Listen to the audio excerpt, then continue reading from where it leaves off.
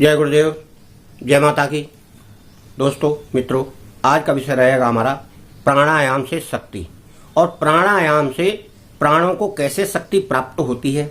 वैसे तो प्राणायाम कई प्रकार के बताए गए हैं, अलग अलग कार्य करते हैं और शरीर की अलग अलग व्याधियों के लिए अलग अलग कार्य ही प्राणायाम का रहता है। वैसे प्राणायाम सर्वोत्तम विधि है जिसमें कोई खर्चा नहीं, केवल ब्रह्म मुहूर्त में उठकर अच्छी जहां हवा हो, ओपन यानी खुले हुए में बैठकर आपको सांस प्रश्वास यानी सांस का आदान प्रदान करना है। ये ही मेन क्रिया है। अब उसमें कई क्रियाएं, एक नाक से लेंगे, दूसरी छोड़ेंगे, उसी से लेंगे, फिर इससे छोड़ेंगे। एक क्रिया है, अधिकांश लोग अनुलोम विलोम जिसे कहते हैं वो करते हैं। और एक क्रिया यह है कि आप इस तरह लें, इस तरह छोड़ें, इस तरह छोड़े। जिसको जो सरल लगे वैसे वो छोड़ना चाहिए, मगर यह क्रिया प्राणायाम की सबसे सरल है। इस प्राणायाम की क्रिया से साधक को कुछ न हाथ लगाना ना कुछ करना, हाथ केवल दोनों घुटनों पर रखें, रीढ़ की हड्डी सीधी रखें और इस प्राणायाम को करें। आंखें बंद भी कर सकते हैं, अर्धमूर्छित जैसी आंखें भी कर सकते हैं, उसका आपको आनंद मिलेगा। अब इस प्राणायाम को जब आप करने लगेंगे तो आपके प्राणों में एक ऐसी ऊर्जा संकलित होगी जिससे आपने अनुभव नहीं किया है, वह अनुभव करने लग जाएंगे आप। जैसे जैसे आप रोजाना करेंगे आपको शक्ति प्राप्त होगी। शरीर के अंदर निर्भयता, शरीर के अंदर ध्यान लगाने की शक्ति और शरीर में निरोगता पैदा करता है यह प्राणायाम। शरीर के हर कोषों में, शरीर की हर नाड़ियों में और शरीर के हर चक्रों को यह प्राणायाम की जो प्राणवायु है शक्ति प्रदान करती है। जब हम ऑक्सीजन लेकर पूरे शरीर को देते हैं तो वह ऑक्सीजन सारे शरीर के कोषों में प्रवाहित होकर उनको संचालित करती है और उन्हें शक्ति प्रदान करती है। इस प्रकार से आपके पूरे शरीर को शक्ति मिलती है। और वैसे एक साधक को या जिसे सिद्धि प्राप्त करना है उसे प्राणायाम पहले 3 बार कर लेना चाहिए। वैसे ज्यादा देर करे तो वो अलग है। और प्राणायाम की शक्ति पहले भी हमने बताई है कि प्राणायाम अगर सिद्ध होता है तो इसमें आपको पहले से बहुत चीजों का पता लगना शुरू हो जाता है और कुछ अनुमानित चीजें भी होने लगती हैं। कभी कभी आपकी कही हुई बातें भी सत्य होने लगती हैं और पूर्वानुमान होने लगता है अपनी बातों का।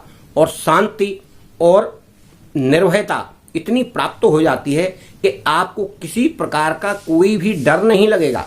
और फिर इसके साथ साथ आपको कम से कम 1 माला 3 माला गायत्री मंत्र की जाप करें। इसके बाद आप कोई भी अपने इष्ट का जाप करें या अपने कुल देवता का पाठ करें, हनुमान जी का पाठ करें, राम जी की माला जपें। इनको आप करेंगे तो यह गायत्री मंत्र उसको शक्ति प्रदान करता है, क्योंकि 24,000 देवी देवताओं का इसमें वास है।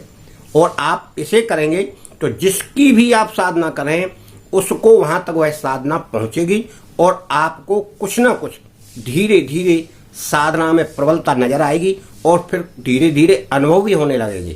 केवल विश्वास और आस्था के साथ की हुई साधना ही फलदायी होती है।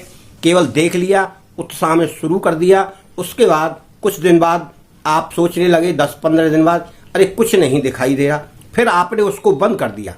फिर आप कुछ दिन बंद करने के बाद फिर आपको कोई घर में परेशानी, कलह, कुछ भी हुआ या अन्य ऐसे कारण रहते हैं घर में जिनकी वजह अरे अब मुझे साधना फिर करना है, फिर आप करना शुरू कर दिए। तो ये तो वैसे हुआ, आपने आज दावत खा ली, 3 दिन तक खाना नहीं मिला, फिर आपने रसमलाई और तमाम प्रकार की मेवाएं खा ली, तो क्या आप बलिष्ठ हो पाएंगे या आपके शरीर में एनर्जी आएगी? नहीं आएगी। इस प्रकार से मेरे मित्रों, साधना का मतलब यह आप कम करिए पर करिए आप निरंतर। इसी तरह जिस तरह भोजन आप निरंतर करते हैं, साधना को भी निरंतर करना है।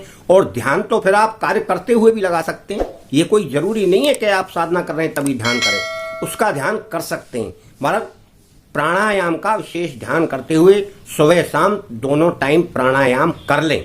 इसका लाभ आपके शरीर को स्वतः दिखाई देगा। शरीर में चेतनता, शरीर पर तेज, आंखों में तेज और शरीर निरोग और निर्भयता और अन्य प्रकार के शुभ लक्षण आपको दिखाई देंगे। धीरे धीरे धन लक्ष्मी भी आपके पास आना शुरू हो जाएगी। क्योंकि सात्विक जीवन, सात्विक साधना, सात्विक विचार, शक्ति का ध्यान, प्राणायाम, त्राटक, आप ये सारी क्रियाओं को करेंगे तो आपको धन लक्ष्मी तो स्वतः ही चली आएगी। जब आपके साथ इस प्रकार के प्रभाव होंगे तो आपके चारों ओर का आभा मंडल बनेगा, सूर्य की किरणों जैसा। कभी कभी आपने महसूस किया हो ध्यान में तो हो सकता है, और नहीं किया है तो आप कभी ध्यान में करके देखें, शायद आपको कुछ कुछ नजर आने लगे। वह शक्ति ही है, आपके शरीर की शक्ति है। जिन मंत्रों का आप जाप करते हैं, जिन इष्टों को आप पूजते हैं और जिन क्रियाओं को करते हैं, यानी यौगिक क्रियाओं को, जैसे त्राटक हुआ, प्राणायाम हुआ, ध्यान हुआ, इन क्रियाओं के कारण ही आपके शरीर में एक ऊर्जा उत्पन्न होती है और वह ऊर्जा अपना एक सर्किल यानी घेरा बनाती है। उस घेरे के कारण ही आपको वह प्रभा मंडल दिखाई पड़ता है। जैसे बड़े बड़े देवी देवताओं के बाहर बना देते हैं कि इस प्रकार का सूर्य का सा एक किरणों का घेरा बन जाता है। आप भी अपनी शक्ति को पहचानने के लिए शांत मुद्रा में रहें। थोड़े जो बुरे कर्म कर रहे हैं या बुरा खान पीन कर रहे हैं, आप उन्हें छोड़ें। नेगेटिव एनर्जी वाले व्यक्तियों से दूर रहें। जो व्यक्ति साधना करता है या अपनी किसी इच्छा को धार्मिक कार्यों में रखता है, उन्हीं से आप संपर्क करें। जो धार्मिक नहीं है यानी नास्तिक है, आप उनसे संपर्क ना करें, उनसे बहस भी ना करें और अपनी क्रिया को आप उसी प्रकार करते रहें। और कोई कहता है अरे क्यों करते हो, कोई देख लेता है, इसलिए कोशिश यह करो कि आप किसी को बिना दिखाए ही अपनी साधना जारी रखें। दिखाने से दूसरे व्यक्ति को एक एलर्जी होती है, यानी उसे एक ऐसा लगता है कि ये क्यों कर रहा है, मैं नहीं कर रहा। फिर वह आपको नेगेटिव एनर्जी देना शुरू करता है, कहेगा आप इसमें क्यों समय बर्बाद कर रहे हैं, आपकी बुद्धि को भ्रमित करेगा। और अभी आप इतने मजबूत नहीं हुए या आप इतना विश्वास पैदा नहीं कर पाए, आप उनकी बातों में आकर हो सकता है साधना बंद कर दें। इसलिए नेगेटिव एनर्जी वाले से आप दूर रहें। जब आपका साधना का कार्यक्रम या साधना का क्रम पूर्ण होगा और आप पक जाएंगे तो आपको अपने रास्ते से कोई भी नहीं हटा पाएगा, चाहे कितनी भी नेगेटिव एनर्जी वाला हो। आप बल्कि उसको अपने रास्ते पर ले आएंगे, आप उसे आस्तिक बना देंगे। मित्रों, पावर बहुत रहती है, मंत्र में भी, ध्यान शक्ति में भी और अपनी क्रिया शक्ति में भी। आप इनको करते जाइए, आपको एक ना एक दिन अवश्य लाभ प्राप्त होगा। समय का कोई इसमें बाउंडेशन नहीं है, आप समय ना पूछें, आप तो करते जाइए। जीवन भर आपको क्या परेशानी है? जिस तरह से आप जीवन भर अपनी गृहस्थी में खाना खा रहे, अन्य कार्य कर रहे हैं, इस तरह से आप साधना को भी एक जीवन का अंग बना लीजिए। फिर आप देखिए, आपको तो कहीं ना कहीं चमत्कार धीरे धीरे नजर आएंगे। और जिन्होंने हमसे दीक्षा लेकर क्रिया योग कर रहे हैं, कुछ हमारे शिष्यों ने चमत्कार अपने जीवन में देखा है और देख रहे हैं, नित नए चमत्कार उनको हो रहे हैं। मित्रों, आप भी करें। मेरी शुभकामनाएं आपको और आपके परिवार को। अति उत्तम रहेगा आप कर लेंगे तो। धन्यवाद।